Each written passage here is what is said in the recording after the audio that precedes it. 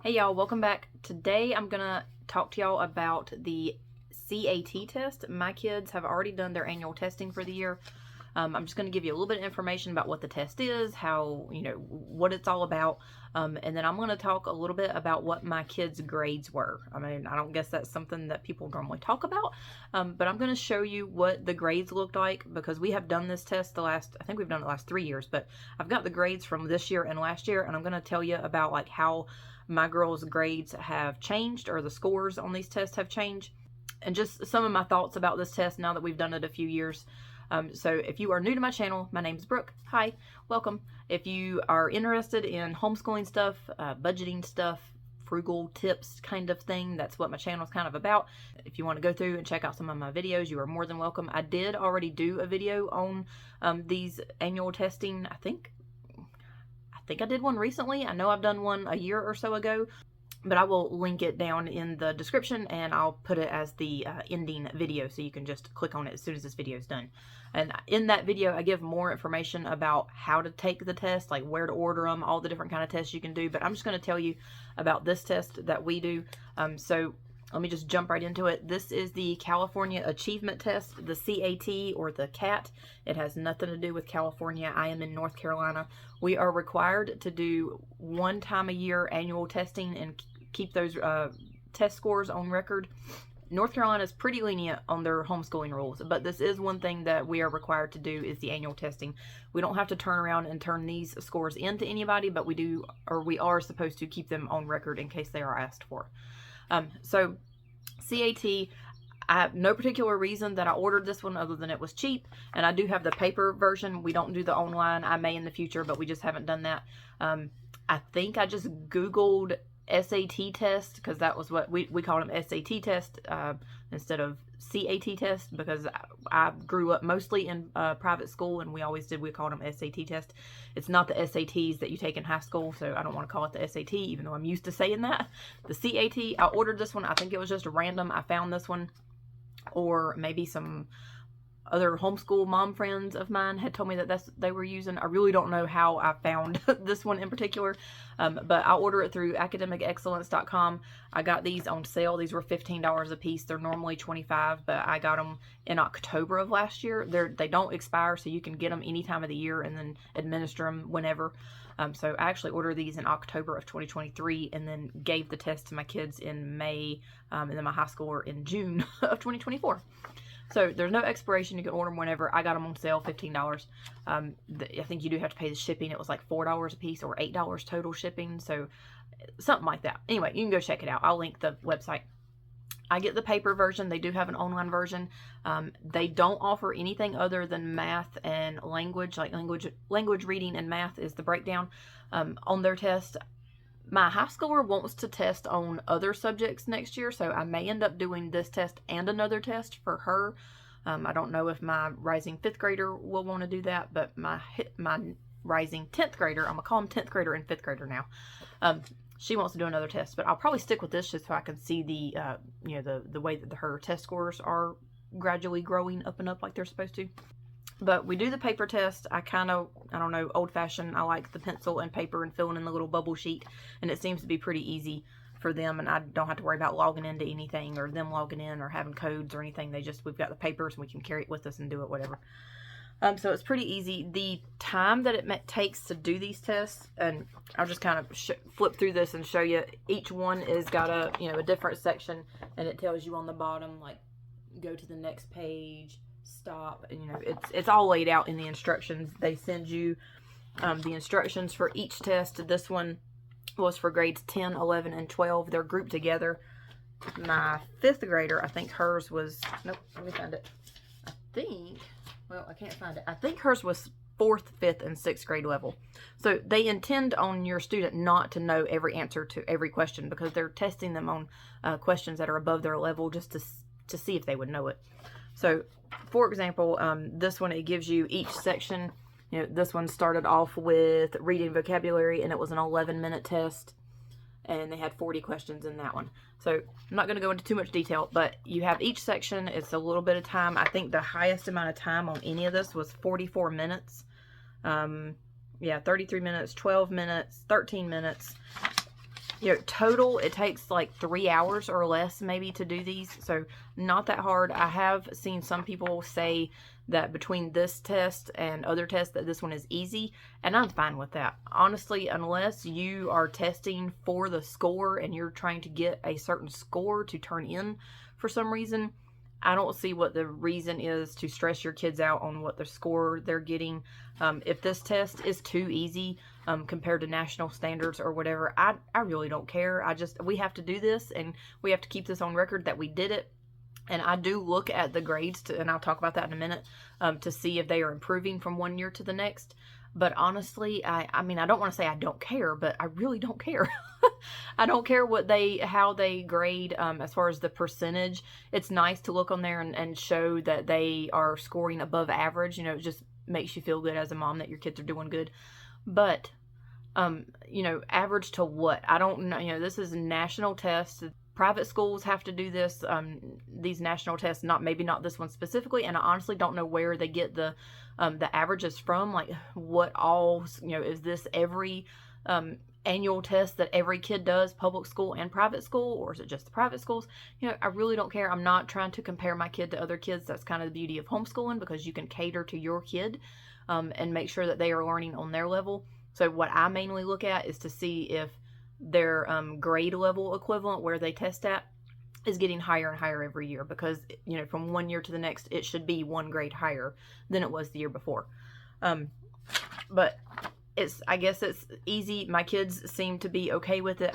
They're not stressed. They weren't stressed out with it this year. Last year there were some tears from both of them, so we were more relaxed with it this year. I mean, we did follow the rules. We followed the timed test, and they only have a certain amount of time. We didn't cheat on that or anything, but we were a little bit more laid back with it this year. And I call it our end of year testing, but you don't have to wait to the end of the year. You can do it anytime. You could do it at the beginning of the year if you wanted to, middle of the year. Some people do it like spring break. You could do it whenever, but to be consistent, you need to do it at the same time every year, because of seeing that gradual increase in their testing level. So if you tested your fourth grader at the middle of fourth grade, and then the next year you tested him at the end of fifth grade, you're going to need to see a 1.5 year jump in their testing levels. Hope that makes sense. So if you test at the end of the year, you should test at the end of the year the next year. Spring break, do it at spring break the next year. However you do it, just be consistent with it so that those grades are consistent when you look at those. All right, I'm going to talk a little bit about their scores. You may be weirded out that I'm actually going to show their scores, but I'm going to show their scores. We just finished fourth grade and we just finished ninth grade. So since I'm at the end of those grades, you're supposed to buy the test for the next grade. So my fourth grader had the fifth grade level test, and my ninth grader had the 10th grade level test. And I showed you the one, it was a combined 10th, 11th, and 12th. And then the fourth grade, honestly, I can't find that paper. I think it was 3rd, 4th, 5th. It could have been 4th, 5th, 6th. I really don't know. I'd have to go back and find it, and I don't know where that paper went. So let me go over, I'm going to do my fourth grader, rising fifth grader, who did the fifth grade. Now, I've got this printed out, and it shows all their scores here. Making sure I've got everything taken off of here. I got her name blurred out there, but here are the sections, and I've handwritten some things on there, and I'll explain that. So I couldn't find my printout where I did last year's, so I just hand wrote it on there. You'll see it says raw score, and then, well, right here you'll see where all the different sections. So they did 7 sections. These are just averages of, these, and this is an average right here, and this one is an average of these. So I'm just looking at the ones that are in white, because that's the individual tests. You've got the raw score that actually tells you like how many they got right out of the amount of questions that there were. I put my little pointer in here. And then you've got the grade equivalent. So this shows, what grade they scored at. I've got this written down. And I gave myself a little arrow to see that she went up in grade level equivalent. So she should be testing at 5.0. That would be average for her, because she is ending 4th grade, beginning 5th grade. So a 5.0 and up would be where she should be. That would be average. So she scored 6.8 on this one this year, 6.2 last year. So she went up. It wasn't a full grade level, but it was up. So that's progress. Same thing with this one. You know, she scored higher than she did last year. Same here and here and here. This one she went down, and I made a note. She ran out of time on this one, and she didn't answer like the last, I think it was almost like 8 or 10 questions. I'm not sure what the problem was, if she got distracted or what, but that grade level went down. I'm not crazy worried about that though, because I saw that she didn't finish, so they counted all of those wrong. And then here you've got percentile rank. This is the one that I was talking about. I'm not really worried about it, but I did write down last year's versus this year's, and it's kind of all over the place. And sorry, I have terrible handwriting. I'm sorry. I've tried to improve it. It just doesn't work. All right, so percentile ranks this year versus last year. She went down on quite a few of these, but again, I'm not worried about it. I don't worry about comparing her to all the other kids. As long as she's going up, I'm good. And this is I think you pronounce that Stanine, standard 9. There's they score it between 1 and 9, 1 being below average or very below average, lowest, and then 9 being the highest. So some of those she went down, some of them she stayed the same. I don't know that she went up on any of those. Yeah, I don't think she went up on any of those this year, but again, I'm not worried about that because that's her averages. What I worried about here is her grade equivalent, and she went up on everything except for that one, and then she was equal on that one. That one was the same, but she scored. You can see her numbers. She's, you know, at her grade level or above, even though this one is low both ways. She's testing lower on that one. Both of my girls kind of struggle with math a little bit, so that was not a shock to me, but she went up. Let me show you my 10th grader. She just finished 9th grade, and let me go ahead and tell you that she just finished 9th grade, but she is only about a third of the way through 9th grade math. I'm not going to go through that whole story, but we had to put her back, and she's catching up now. So we didn't finish 9th grade math. That's Algebra 1. So her math scores I expect to be lower than average. And then also, we started a year early with her, like way back kindergarten, 1st grade. Again, that's the backstory. We flip-flop between homeschool and private school, and she's actually a grade ahead. She turned 15 she turned 14 in March, and she's in 9th grade. So she actually should not have started when she started, according to the public school, you know, standard age or whatever, what you have to be to start kindergarten or 1st grade. But when we went and did the placement test to go into the private school at 2nd grade, she tested fine and above, so she went into 2nd grade, and she was a year ahead. So she's a little young for her age, or for her grade, I mean. So I expect some of her numbers to be lower, and like, it doesn't bother me if it's a little low because she's ahead as it is. But again, I look at that 1 year to the next year. If she's done a full grade level of math, then she should be a full grade level, you know, ahead this year than what she was last year. So just throwing that in there. I know she's behind in math, and I expect that. But her grades were a little, I don't know, both of them were a little confusing. But anyway, so she just finished, and this is the exact same layout as my 5th grader test. So I won't go over all that. But you can see what I'm worried about here, her grade equivalent. This one stayed the same for her reading. This one went up, which is good. That's progress. Both of her maths went down, which I think that has to do with, I can't remember where she finished last year. I don't think she got a full year of math done in this last school year, because we had to slow down. She's struggling pretty hard. So both of these went down, and I'm actually considering switching her math curriculum, and I'll talk about that in a minute. And then the rest of these are the same. But look at this. This is 13.6, so I'm assuming that's like college level. I don't know, 12.9 or 12.6, 12 whatever would be like end of high school. So it testing at 13, which she did test some 13s last year, 13.6, but she's got so many of these, I'm not sure if 13.6 is like the cap or if it could go higher. But you can see she tested 13.6 on a lot of this, and then 8th grade and 9th grade. She should have been like a 9.3 would be where she's at right now. 9.3 and up would be, yeah, should be right. So she's still testing below where she's actually at, according to what actual math she's done. But here she's testing fine. She's way out there. And like I said earlier in the video, some people say that this test is super easy, but I'm okay with that. As long as those numbers don't come down, as long as they, you know, stay equal or go up, if they're at that highest number and they stay there, that's fine. And then a little bit about that, the testing above the grade level, that doesn't mean that they're ready for that grade level. Like, I shouldn't say that she's ready to start college. That's not the case at all.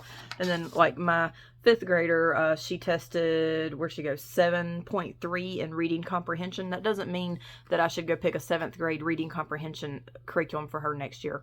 It just means that she's got the understanding. Like, I could probably put some 7th grade stuff in front of her, and she might have to try a little bit, but she could probably understand it. The same thing with, like, the language mechanics. She tested 6.3. I could probably put some 6th grade stuff in front of her, and she wouldn't have a problem with understanding how to learn it, but it doesn't mean that she's ready for that grade. It just means that she's got a grasp of, like, how to learn in that grade level. I hope that makes sense. So don't use these as a curriculum choice guide, you know, for a grade level placement or anything like that. The best thing to do is to, you know, look from one year to the next just to make sure that there's improvement. Any kind of progress is good. There are other tests, and even this test you can get higher, you can pay for a different type of grading where they do a more in-depth grading and, like, show you, I don't know, there's all different kind of charts. I've seen somebody do a review of their test scores from this exact same test, but they did them online, and they got the more in-depth grading. I get the basic stuff because this is not for anything but for my knowledge to know that they are learning and gaining knowledge from one year to the next. So I don't really go for all that in-depth stuff. If my high schooler asks for it, I may do that next year, but I'm not worried about it. If you have any questions about any of this, I think I covered everything that I was going to talk about here. We are done for the year. We wait and do our tests at the very end, like they're done with schoolwork, then they do their tests. So we are done. Oh, I was going to talk about the math real quick.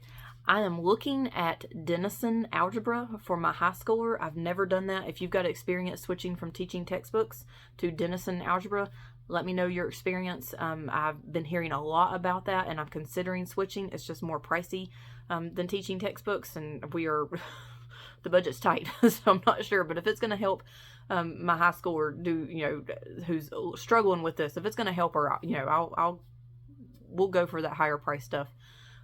But if you have any experience with that, let me know how it's worked out for you. My daughter, she's, like I say, she's about a third of the way through Algebra 1. She struggles with learning, or she struggles with remembering how to do the equations. Like, she forgets the rules of, like, which one to do first, and she gets bogged down with it, and then she gets frustrated. And I don't know, the teaching textbooks, it teaches it, but then she'll get like 5 lessons ahead, and she'll completely not remember how to do anything that was 5 lessons ago. And I have to have her go back and watch the lesson that was 5 or 10 lessons earlier, and she just doesn't remember it. So I don't know exactly what the problem is. I'm still on the fence. I was just started thinking about that today and looking up the Denison Algebra a little bit more in detail to see what it was all about. So let me know what your thoughts are on that. And if you have any questions about these tests, please let me know in the comments, and I will get back to you. Thanks. Have a good day. Bye.